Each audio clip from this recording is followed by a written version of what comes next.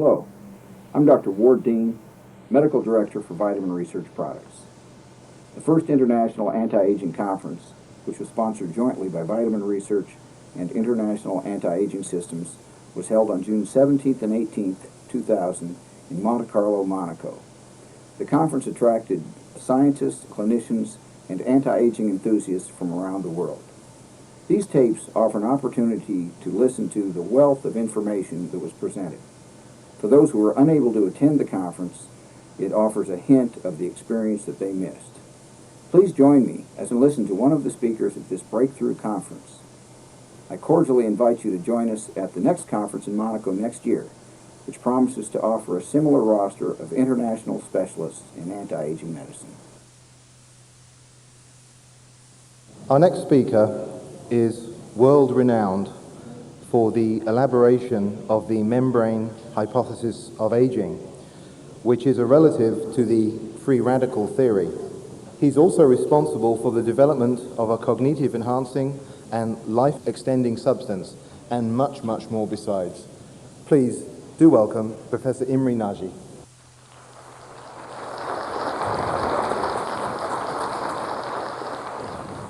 Good afternoon, ladies and gentlemen. I wish to thank, first of all, the organizers and the sponsors of this meeting for giving such a beautiful opportunity to come to Monte Carlo and to speak about our research activity. Originally, I was, I think, one of the last students of Fritz Versar. I would like to remind you that about Fritz Versar you have some information on the Anti-Aging Museum outside, and I am quoting his name because he was not only a person who introduced me to the experimental gerontology, but he was also an exceptionally able man to emphasize the general questions. He was teaching all the time, everybody around him, that it is important always to identify the general questions and to try to give honest answers to those general questions, and the details come only after that.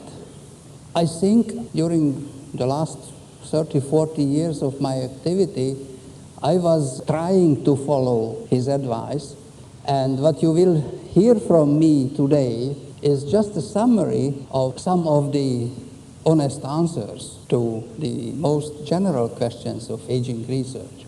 Of course, it is not sufficient to explain everything within a frame of 1 hour, because the topics is much more complex.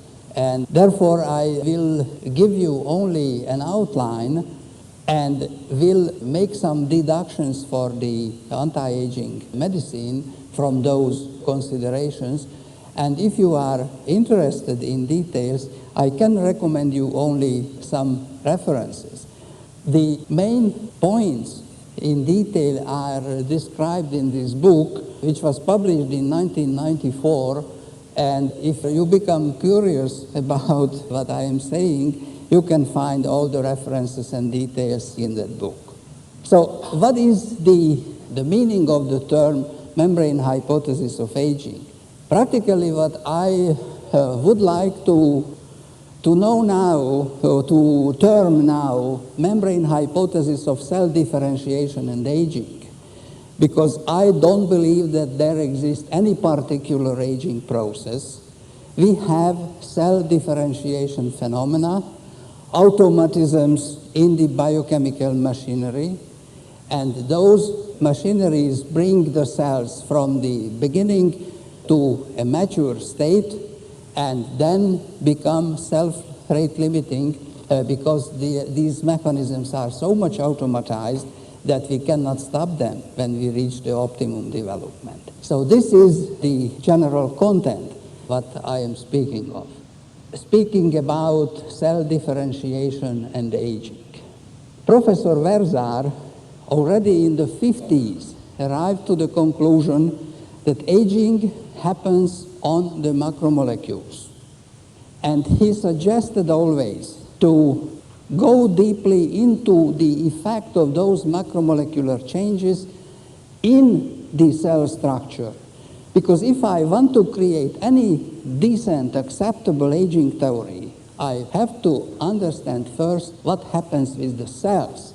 Because aging is a universal phenomenon from the unicellular organisms to the human, but the common thing is that all these living structures are built up by cells. So the very first thing is to understand what is the role of cells, how the cells are undergoing their development and aging. So first of all, we have to identify causes which are destroying our cellular components. If we depart from the classical biochemical knowledge that enzymes come back without any change from their function, it means that the specific enzyme functions are not altering our proteins. So when an enzyme action takes place, the enzymes should return without change. It is also true, we can observe that our components, our proteins, have a tremendous turnover. So it means that they don't remain always the same. Once they are synthesized, they perform a function, and after this function, they become somehow deteriorated, should be split and replaced by newly synthesized proteins. This turnover is tremendous. Some data, for instance, rat liver proteins have a half-life of 26 hours. Some other proteins in the human brain have a couple of weeks half-life, but they are never surviving so long as the organism survives. So we have to understand all these mechanisms, which factors are destroying the proteins and which is the mechanism of their replacement. So what we should realize is, first of all, that we have two kinds of damaging factors. One is the non-desirable free radical-induced cross-linking, and the other is the so-called residual heat formation. Let me tell you several words about it. This free radical-induced damage comes from the idea of Denham-Harman originally as the free radical theory of aging. But Denham-Harman is still considering the free radicals, the oxygen-free radicals, as harmful byproducts of the oxidative metabolism, and he suggests to defeat all these radicals and we will have the eternal life. And this is not true at all, because the best free radical scavenger is the potassium cyanide. And if I take 10 milligram potassium cyanide for my body weight, within a fraction of a second I will be dead. Not because there is no energy production anymore. Of course, it stops also the energy production, but it stops, first of all, in very short time, the radical flux. And the hydroxyl free radical flux is an attribute of the living state. We can describe today a synapse as an elementary transistor, but this is absolutely new. You don't find as a generally accepted view in the literature. But the experiments and many facts show indirectly that to maintain the living state, we need a continuous electron delocalization. We need current. It is the same story if I take a computer, it is running, it makes a lot of funny things, but if I pull out the plug from the wall outlet, the structure remains there, but no function will be performed anymore because the electron delocalization is an essential attribute of the life.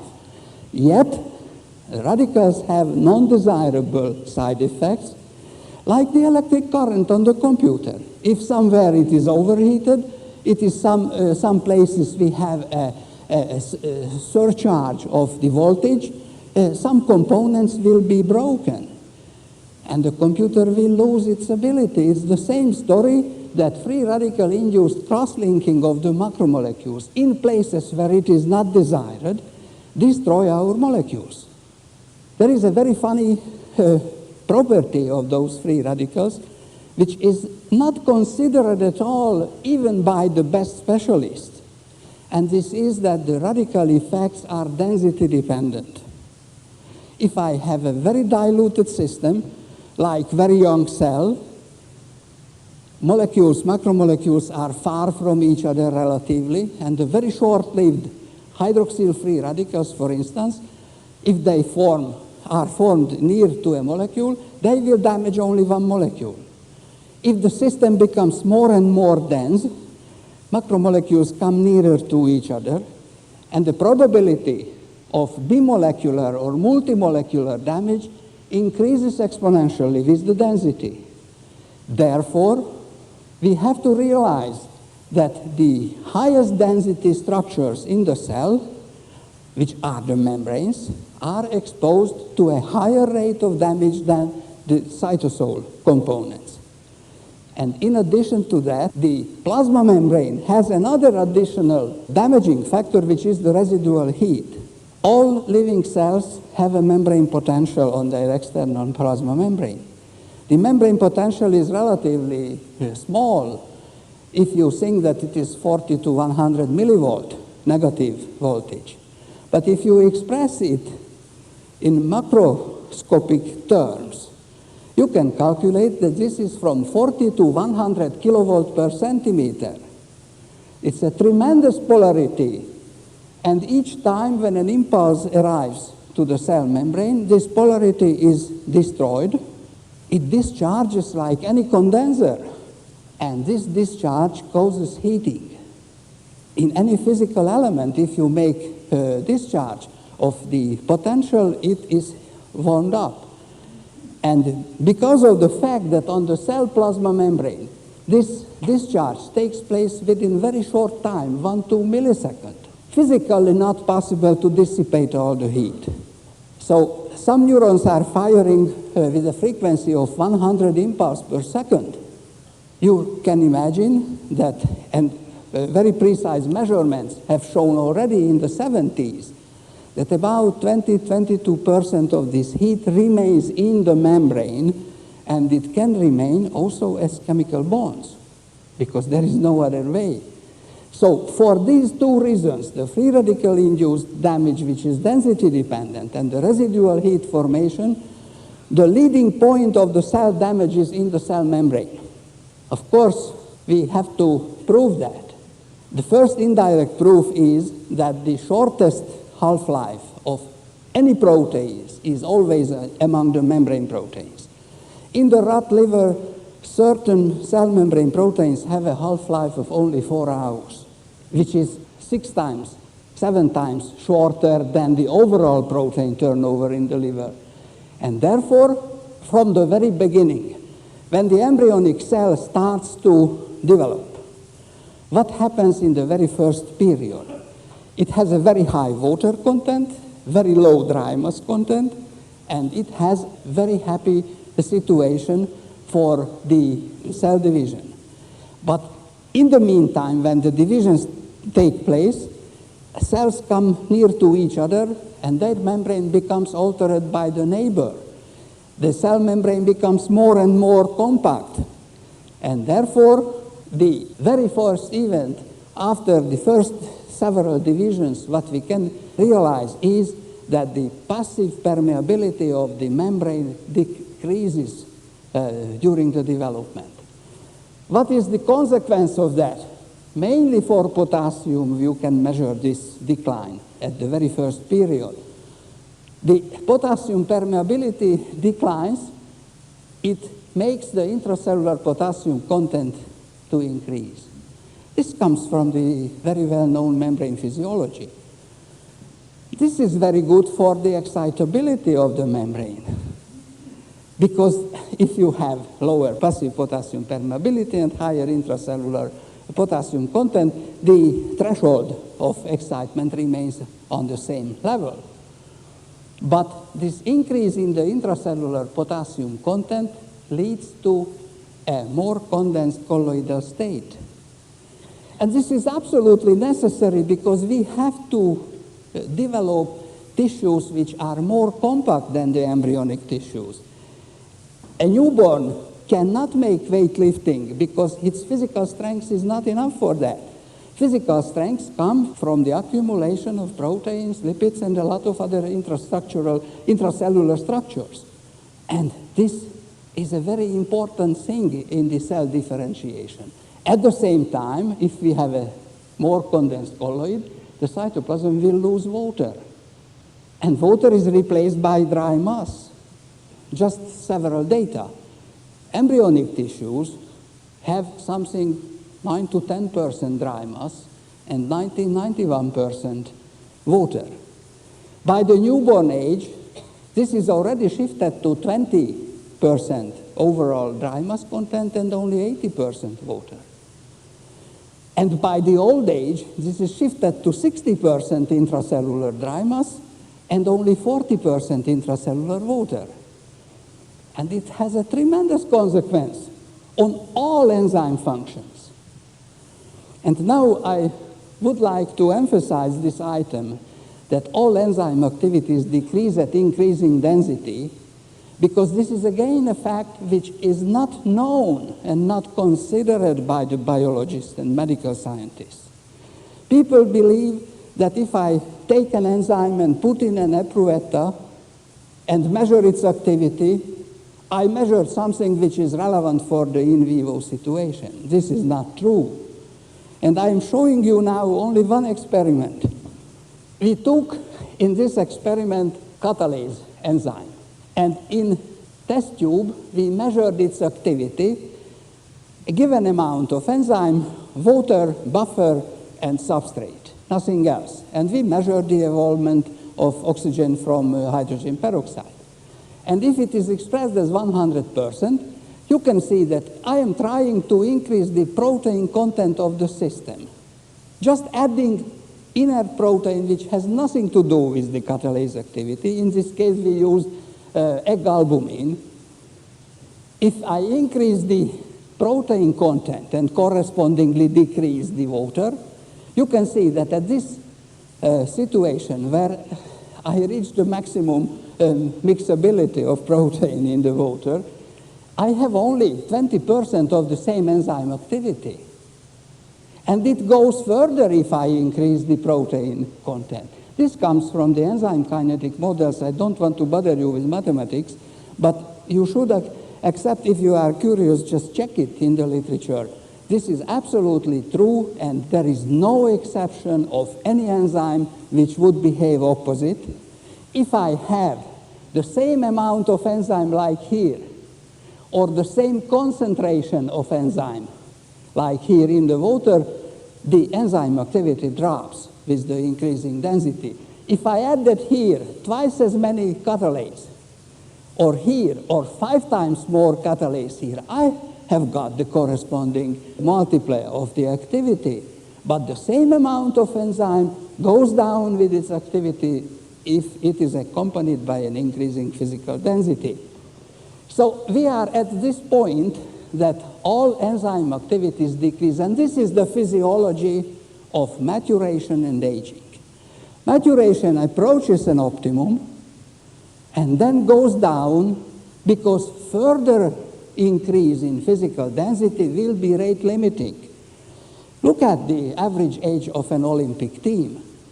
You don't have sprinters above 40 years. You don't have, in different sports, higher ages than a given limit, because when the optimum performance has been reached, after that, the performance goes down, because this process is turning over all the time, practically with the speed as the half-life of the proteins. And not only the catalase and other enzymes go down, but this means that the rates of RNA and protein synthesis decline. And this is the crucial problem, because we have, in brain of old rats, we have only 40% total RNA synthesis as compared to the young one. And it means that the overall protein turnover decreases. It means that the damaged components will not be replaced so quickly as it would be necessary. The situation is resulting in the waste product accumulation, like lipofuscin. Lipofuscin is a highly cross-linked lipoprotein which cannot be eliminated anymore because there are not enough lysosomal enzymes. It's not true that lipofuscin is only age pigment. Young brain cells produce much more garbage than the old one, but the cleaning mechanism is still good. The situation is like I dropped in once in London when the cleaning people were in strike. And the city was full of garbage, mountains of garbage on the street. People did not produce more garbage than before, just it was not cleaned up. So this situation is valid also for the cell, and you can realize that in the life of a rat, this cycle is turning around about 1,000 times in the rat liver, for instance. If the replacement is not perfect with a very tiny percentage, if it is accumulating 1,000 times, you will have a considerable loss. And as a matter of fact, if you are going to measure the lateral diffusion constant of the membrane proteins in liver or in brain cells, during the lifespan, about 40% of it is lost. And it is a linear process. It starts from the newborn age and goes down linearly with age. It is so strictly linear that if you give me a piece of liver and I measure this lateral diffusion constant, I can estimate very precisely plus minus 2 weeks error, the age of the animal. And this 40% loss in lateral mobility means that life is not possible anymore because the transport functions, passive and active transport functions through the cell membrane, will go below a critical level. And recently we have measured it also for the brain cortical cells, and it turned out that this is really the case.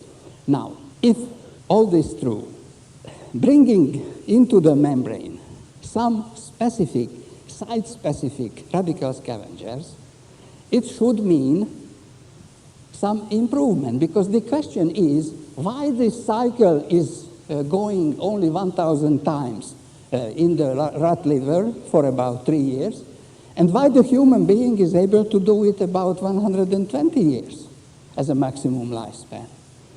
So what are the possibilities of improvement? And at this point, I have to go to the next slide, which again a reference. And if you become curious enough, you can find in this reference a lot of data showing that the up-to-date molecular biology, which was able to identify genes and gene products in a great number. Now we have about 50 so-called oncogenes known in the cells. Most of them are the so-called cellular oncogenes. They don't come from the outside world, they are inside. And their gene product is known somehow as influencing cell differentiation and aging processes. And almost all of them have products which go to the cell membrane. And this is an indirect proof that this is in Journal of Molecular Medicine, 1997, that the membrane hypothesis of differentiation and aging as a general mechanism may be valid for, first of all, for the postmitotic cells which are in the brain, but also for other types of cells. So, this is again the topics of this conference, anti-aging medicine. The first molecule I am showing here is called Centrophenoxine, which was discovered 1957 in France on the exposition desk. It's a mistake, it's not my invention. And this centrophenoxine is practically an ester of parachlorphenoxyacetic acid and dimethylaminoethanol. These two moieties have particular effects on the cell membrane. It has been shown in an empirical way that if you treat animals with centrophenoxine from the age of about 1.5 years, rats, mouse, guinea pigs, they will survive longer. Their brain cells and myocardium and liver cells will contain lower amount of lipofuscin, and people started to suggest it was in the 60s. In 1968, paper was published in the Nature about the life-prolonging effect of this component. And we became curious to know what happens with this molecule and how does it make this life-prolonging activity. And the contemporary literature, which more or less is repeated even now, said that this dimethylamino group, dimethylaminoethanol, is methylated further, and it becomes choline, because choline is trimethylaminoethanol. And this will saturate the acetylcholine synthesis, and therefore the brain will perform better. But this mechanism was checked by a number of authors, even in our laboratory, and it turned out this is not true. Because if it is true, just giving simply choline, we should have obtained the same life-prolonging effect, but this is not the case at all. And we don't know at all the lack of choline in the acetylcholine synthesis. Choline is always saturated in the organism. So we started to look about the other possibilities, and it was very suspicious that this nitrogen is trivalent nitrogen. It means that it has two loosely bound electrons, which are easy going for free radical scavenging activity. In the meantime, still early 70s, Japanese authors have shown that this dimethylaminoethanol moiety is incorporated into the brain cell membrane phospholipids. It is phosphorylated. When it passes the blood-brain barrier as a whole ester molecule, then it is split here. The parachlorphenoxyacetic acid moiety is going out with the urine without doing anything in 2-3 hours. But the other moiety, the dimethylaminoethanol, about 40% of it remains in the brain cells even after 24 hours. This is all Japanese studies. So we started to study by spin trapping technique whether these two electrons on this nitrogen are able really to go for free radical scavenging. And in the meantime, because the results were positive, we suggested the synthesis of another molecule in which everything was kept the same, except that we doubled these dimethylaminoethanol moieties. And in principle, if our theory was correct, it could be expected that this new bis-dimethylamino isopropanol moiety should have a rate constant about twice as fast for hydroxyl free radical reactions. And when we performed these spin trapping experiments, this is a spin trap of hydroxyl radicals on DMPO, which is a very common spin trap by electron spin resonance spectroscopy, and this is the control. The height of this curve indicates the concentration of the formed hydroxyl free radicals in a pure system. If we added to this system 10 millimole dimethylaminoethanol, you see that this height went down. It was smaller, because this moiety is competitive for the spin trap, with the spin trap for the hydroxyl radicals, and therefore we have a lower curve. If we use the bis-dimethylamino isopropanol, you see that the decrease is still more accentuated. It means that this nitrogen really is able to give its electrons for free radical scavenging. Another approach to the problem, because you can tell me that we used in the previous experiments Fenton reaction where iron and hydrogen peroxide is utilized, and you can claim that this is not really hydroxy radical capturing. We made another approach. We generated hydroxyl free radicals by gamma irradiation. Gamma irradiation makes heterolysis of water, and it produces a measurable amount of hydroxy radicals. If we varied the radiation dose and varied according to this scale the nanomole oxygen radicals per nanomole bovine serum albumin, this was the control. And on the vertical axis, you see nanomole carbonyl group formation per milligram bovine serum albumin. This is a typical protein oxidation experiment. Radiation damage is oxidizing proteins by this mechanism. If we added 1 millimolar dimethylaminoethanol under the same conditions, we had lower carbonyl formation.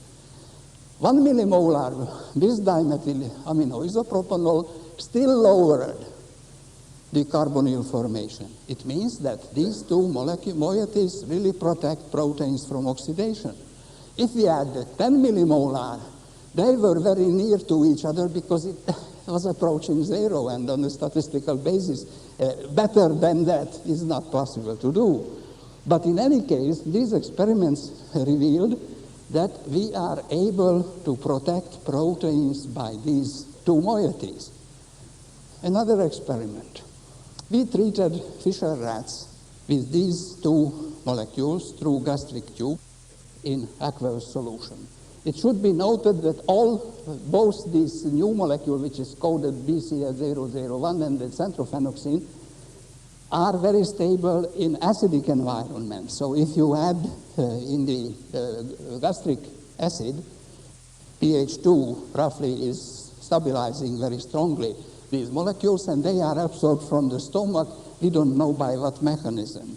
Some carrier molecule is binding it and bringing into the blood, and the parachlorphenoxyacetic moiety is helping to bring over the blood-brain barrier, because otherwise only 1% or less than 1% of the given moiety is going through the blood-brain barrier. So these animals had at start 24.1 months, Fisher male rats, and we measured their body weight. You see, they were randomly divided in 3 groups, and every day for 5 weeks they received this treatment. The control group received only the water through the gastric tube to have identical stress conditions. And the funny thing is that these black points indicate the body weight loss of these animals in the control group. Fisher rats are known after 2 years of age to drop almost linearly their body weight, and when it reaches something 350 grams, the animal dies. And if we treated the animals with centrophenoxine, after 3 weeks of treatment, this body weight loss started to slow down. And these animals could survive longer. The new molecule, which was twice as active in capturing hydroxyl free radicals, stopped the loss of body weight already after 1 week and remained at this relatively high level for a very long time. In other experiments, we revealed that this treatment with this new molecule is able to prolong the lifespan, the medium lifespan of Wistar-derived rats by about 10 months. It's tremendous. It's 40% for the 25 months medium lifespan. And what happened in the meantime? After this 5-week treatment, we killed animals in each group and measured the lateral diffusion constant of the liver cell membrane proteins. And this is the regression line value for this age. It's 1.8 times 10 to the minus 10 square centimeter per second. This is the value if we measure normal untreated animals. Our controls, other 5 animals, which received only the water by the gastric tube, are absolutely in the same range. That's no significant difference. Centrophenoxine treatment of 6 animals, you see here the 6 points. The average of each animal is 1 point, and from one animal we measured something 40-45 cells. So it is quite a big pool of data, and it turned out that it was re-increased to about the 1-year-old animal level. 5 weeks treatment. If we treated the animals with the new drug, the improvement was still better, and this 2.6 or something like that is characteristic for about half-a-year animals. Newborn animals have something 2.7 or something like 2.8 value. So it means that not only had better physiological parameters concerning the body weight, also the cell membrane physicochemistry behaved much more improved. And these animals could really survive better.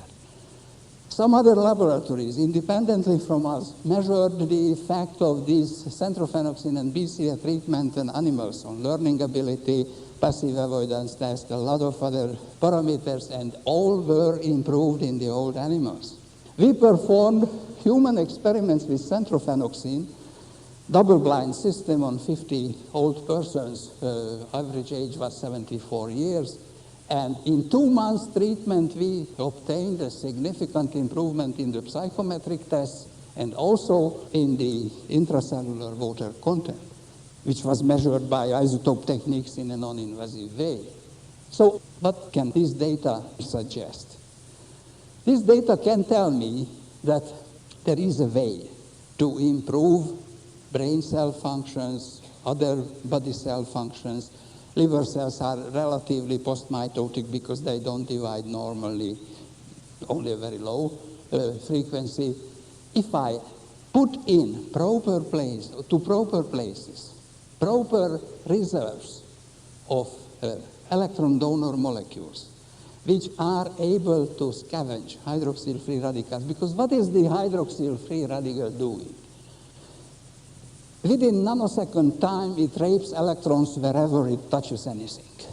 Water molecule, organic molecules, lipids, proteins, sugars, anything, nucleic acids. Hydroxyl-free radical is a capturer of, a raper of electrons. And it works like a battery. I mentioned the story of potassium cyanide. If I stop the flux of this electron capturing system, I kill the life. Energy reserves in my brain, ATP, ADP, creatinine phosphate, would be still sufficient for another 15 or 20 minutes to survive. But if I take the potassium cyanide, which in the very first step doesn't do anything, just blocks the oxygen transport from the hemoglobin to the tissues. It means the tissues don't have oxygen reserve, the tissues do not have radical reserves. Radical flux drops to zero in virtually zero time. I kill the life. The very same story happens if I die underwater. Just it takes 3 minutes. Because in 3 minutes, my body is able still to utilize the oxygen reserves of the hemoglobin. You can calculate that. It's not my invention. So in 3 minutes, the tissues still have oxygen supply. And if I come out within 3 minutes from the water and I have a reanimation method by someone properly, I can still survive.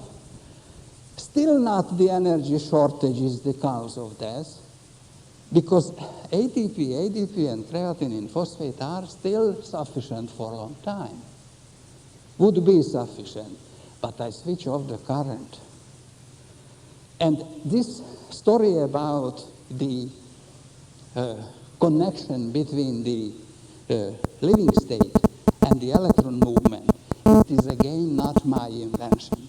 You will not believe, but Albert Szent-Györgyi, who discovered the vitamin C, has written in 1941 2 papers, one in the Science, other in the Nature, very elegant journals, where he predicted that we have to discover somehow the connection between the electron delocalization on the proteins and the living state.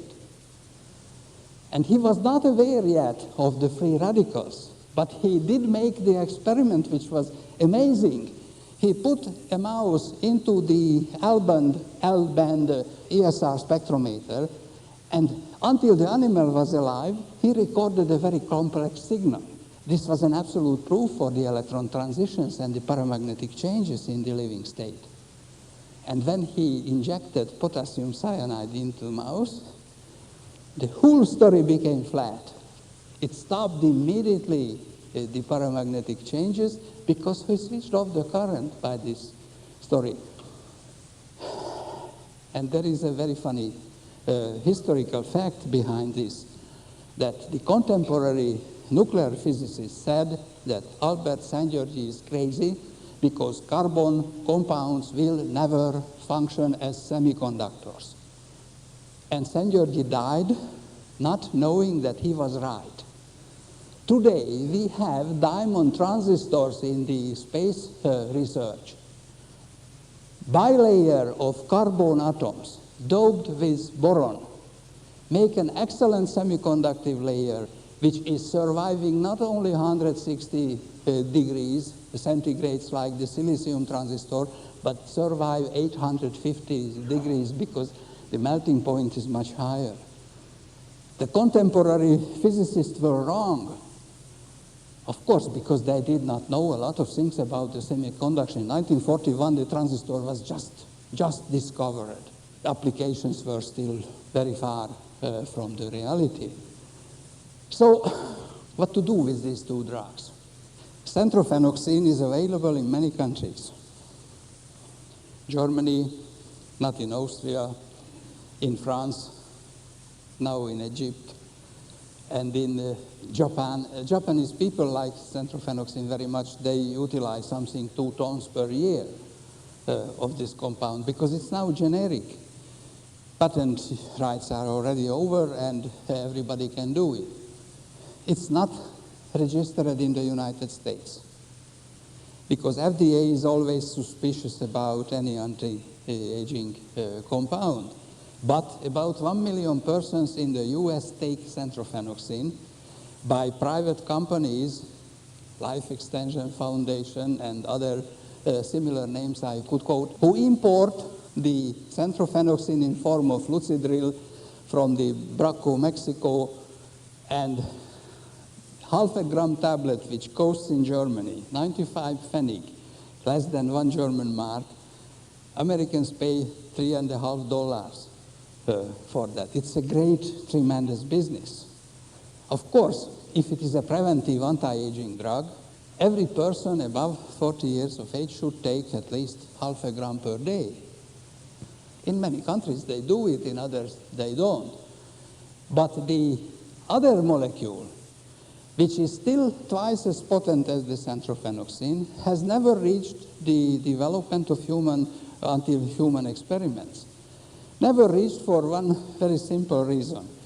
The company in Hungary, with which I was in cooperation and we patented this molecule, went in bankruptcy after the political changes in Hungary.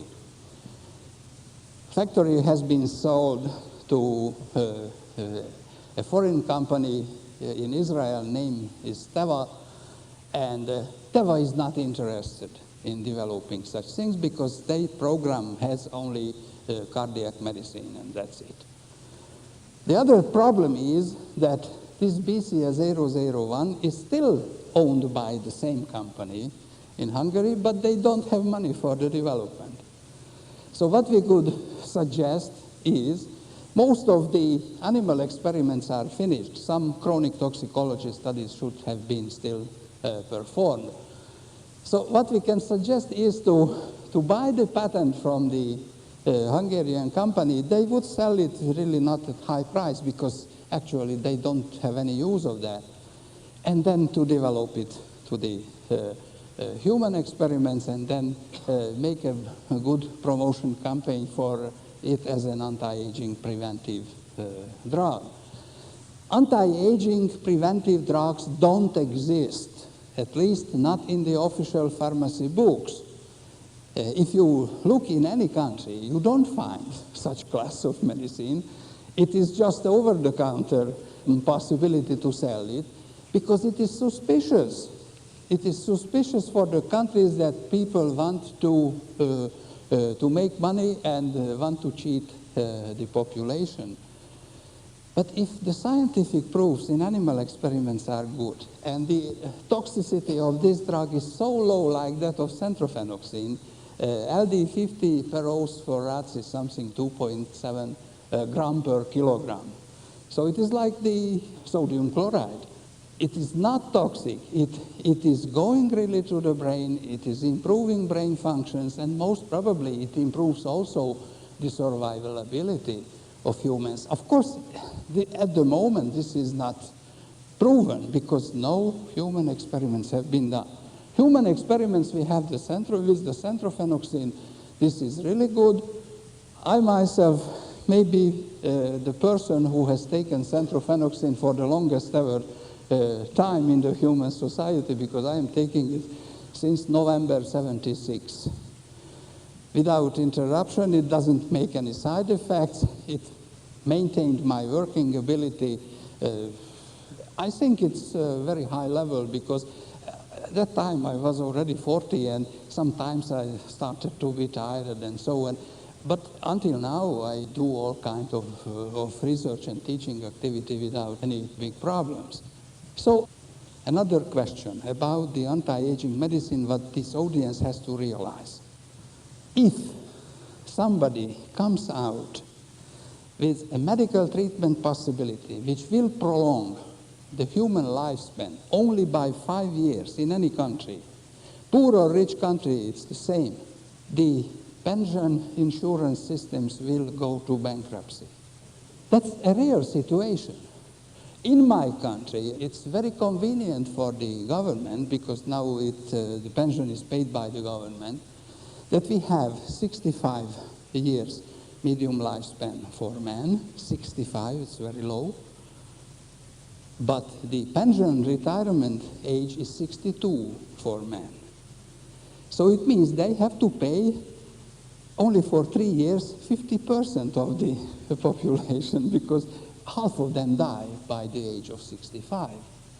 So if I improve this now or prolong this lifespan by years or so, by medical treatment or by any sort of meditation or anything, the government will not be happy.